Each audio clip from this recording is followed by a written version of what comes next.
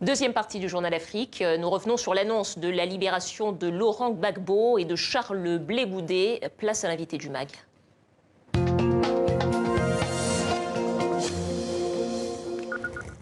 Le 15 janvier dernier, il était acquitté par la justice pénale internationale. Lui et Charles Blé Goudé, l'ancien chef des Jeunes Patriotes, tous deux étaient accusés de crimes contre l'humanité en Côte d'Ivoire après la crise post-électorale de 2010 et 2011. Aujourd'hui, à l'unanimité, les juges de la Chambre d'appel de la CPI ont ordonné leur libération sous condition. Alors, quelle forme cette libération peut-elle prendre? Un retour en Côte d'Ivoire est-il possible?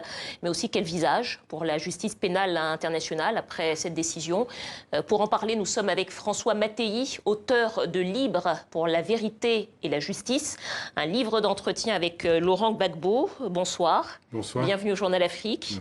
Vous avez eu l'entourage des deux hommes qui sont libres depuis ce soir. Même, en venant sur... On l'a appris dans la soirée. Quelles sont les nouvelles que vous avez d'eux? Elles sont excellentes puisqu'ils sont libres et ils sont à l'hôtel. Aux Pays-Bas. Aux Pays-Bas, pour l'instant à La Haye, sans limitation de mouvement, en tout cas. Ils sont libres avec leur famille et leurs amis.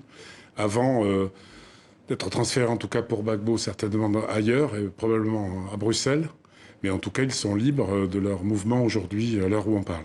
Est-ce que vous avez pu recueillir, par l'intermédiaire de ses proches, quelques mots de leur part? Non, je sais simplement que moi je l'ai vu jusqu'à il y a très peu de temps, qu'il était encore serein et qu'il savait que ça allait être inéluctable et qu'il allait sortir. Donc il a eu la patience d'attendre et je pense qu'il est aussi calme qu'il a été pendant pratiquement 8 ans. Oui, justement, vous avez rencontré Laurent Gbagbo régulièrement en prison depuis 2012 pour écrire ce livre d'entretien dont on a parlé à l'instant. Il n'a vraiment jamais douté d'être libre un jour? Jamais. Il avait des convictions ancrées depuis bien avant son incarcération. C'est une incarcération très longue. Ce soir, c'est la première fois depuis le 11 avril 2011 où il a été arrêté qu'il est libre, qu'il peut marcher dans la rue.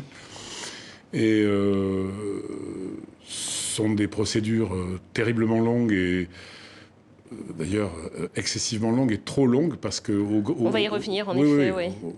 Au regard de la justice et de la justice équitable, c'est pas très équitable, mais enfin peu importe. Il n'a jamais douté, je l'ai jamais vu en colère. Il a accepté le jeu, on va dire, du tribunal, alors qu'il trouvait sa position tout à fait injuste, dans la mesure où il y a eu une guerre civile en Côte d'Ivoire et qu'on lui attribuait tous les torts. Bon, voilà. Déjà, il y avait un problème au départ, c'est que c'était à sens unique et à charge contre lui, avec un tribunal politique en France et médiatique. Alors ça, c'est sur le contenu du dossier d'accusation. On va avoir l'occasion d'en reparler. Sur les conditions de la libération, elles n'ont pas été précisées pour l'instant, puisque la décision a été rendue à l'oral. Est-ce que vous avez déjà une idée des formes qu'elle pourrait prendre? Non, absolument pas, dans la mesure où ça a été fait à huis clos. Donc pas en audience publique, ça je le sais. Et que par ailleurs, il est prévu demain qu'il y ait des discussions encore pour affiner les formes. Ce que je sais, et ce que je crois savoir, et je pense que ça va se vérifier, c'est que les revendications les plus fortes du procureur, de Mme Bensouda, ont été rejetées. C'est-à-dire pour limiter sa liberté de voyager. Donc il serait à peu près libre de voyager. Il serait à peu près libre de voyager. Est-ce qu'un retour en Côte d'Ivoire est possible, à votre avis? À cette heure, je ne peux pas vous le dire. En tout cas, à ce moment où on parle, je sais que la Chambre d'appel a rejeté l'essentiel des revendications du procureur. Alors, les formes que ça va prendre dans un texte final, je ne sais pas. Alors, depuis le 15 janvier, les deux hommes ont été innocentés pour les charges pour lesquelles ils comparaissaient, pour toutes les charges.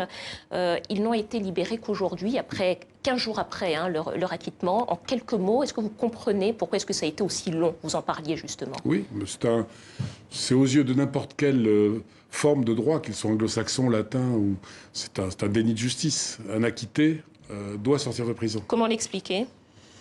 L'acharnement du procureur. Et il faut distinguer à la CPI, qui est très critiquable dans son ensemble, dans son fonctionnement, deux parties. Je pense qu'il y a le bureau du procureur, en l'occurrence Mme Bensouda, qui a pris la succession de M. Ocampo, qui sont une partie, disons, politique de la fabrication des dossiers, et les magistrats ont dit le droit. Les magistrats ont eu le courage, M. Cuno-Tarfuser juge a eu le courage de dire le droit au regard du dossier qu'on lui avait présenté. Justement, ce sera ma dernière question. On a eu le cas du Congolais Jean-Pierre Bemba, qui a été acquitté puis J'ai rencontré libéré. aussi là-bas. Au bout de 10 ans de prison, Gbagbo et Blé Goudé, libérés après 8 et 4 ans de prison. À votre avis, est-ce que la procureure de la CPI, Mme Bensouda, peut encore rester en fonction après ces acquittements et ces libérations? Je ne suis pas juge, simplement ce dossier Gbagbo, qui était présenté comme le grand dossier qui devait fonder la légitimité de la CPI, est un naufrage pour le bureau du procureur, donc pour Mme Bensouda et son prédécesseur, M. Ocampo, qui est par ailleurs poursuivi pour des affaires pas claires d'influence sur des membres de la CPI. En tout cas là, on voit très bien qu'elle s'acharne, qu'elle ne veut pas baisser les bras. En quelques mots, pourquoi est-ce que ces dossiers-là ont échoué? Dans quel sens vous entendez échouer? Échoué pour la procureure. Pourquoi est-ce qu'elle n'a pas réussi à démontrer la culpabilité de ces trois hommes? Le dossier, même si Laurent Gbagbo est resté 8 ans en prison entre ce qu'il a fait en Côte d'Ivoire comme rétention et la haie, pour moi c'est une réussite, parce que finalement on a dit le droit. Mais on voit apparaître clairement aujourd'hui le bras politique de ce tribunal qui est insupportable et qui doit être réformé.